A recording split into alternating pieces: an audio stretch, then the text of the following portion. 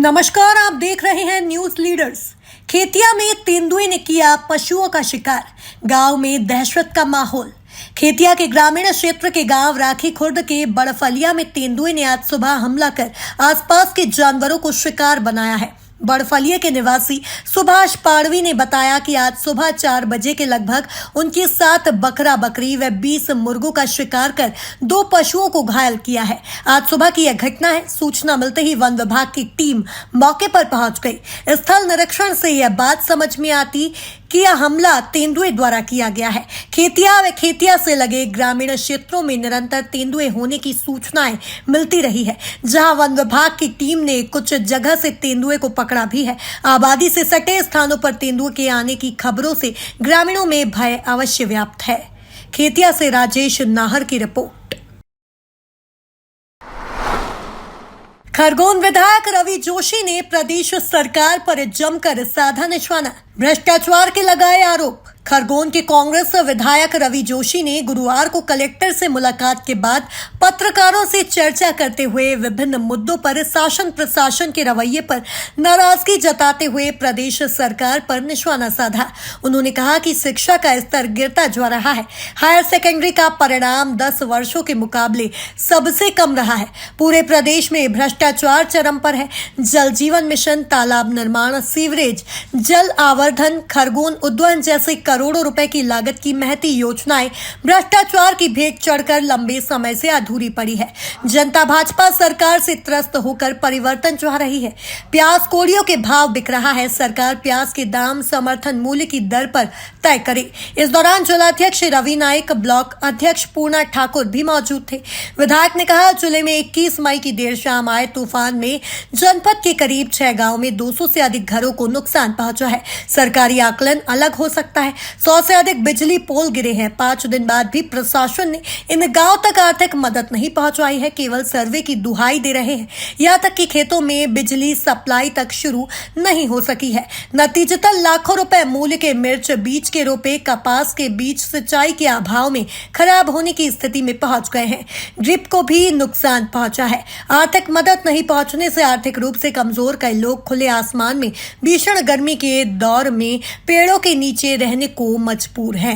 खरगोन से हासम खत्री की रिपोर्ट। भ्रष्टाचार पूरे प्रदेश में चरम सीमा पे। कर्नाटक में 40% की सरकार थी जो 40% लेती थी।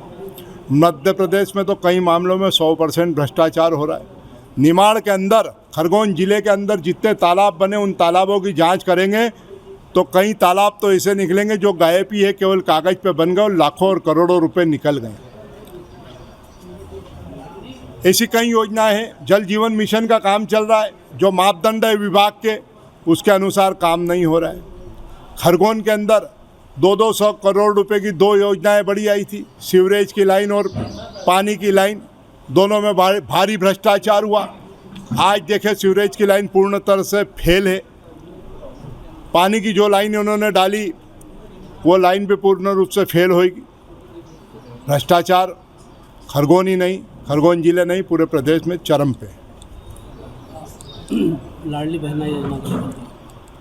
बहना योजना शिवराज सिंह जी ने कहा, मेरे को एक दिन रात को सपना आया। सपना नहीं आया, सपना दिखा हिमाचल का कि हिमाचल में सरकार बन गई। हिमाचल में बहनों को, नारियों को, माता बहनों को वहाँ की सरकार ने योजना बनाई, उनको हजारों रुपए महीना देना शुरू करा। शिवराज सिंह जी को चक्कर आ रहे थे, वो तो ऐसे ही बोल गए कि रात को सपना आया तो मैंने मेरी पत्नी से बात करी, 1000 रुपये महीना दूंगा। उन्होंने जिस तरीके से मध्य प्रदेश में उस योजना को चुरा के लाए थे, आधी अधूरी योजना थी। एक घर में एक बहन को दूंगा, बाकी को लड़वा दिया।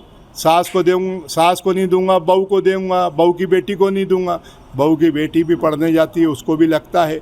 हमने इस योजना का 18 वर्ष से लेके 118 साल तक जो भी नारी हो, जो माता बहनें हो, सबको 1500 रुपये महीना कमलनाथ जी के नेतृत्व में सरकार बनेगी। और हम घर में अगर परिवार में 18 साल से 118 तक की पात्र है सबको देंगे।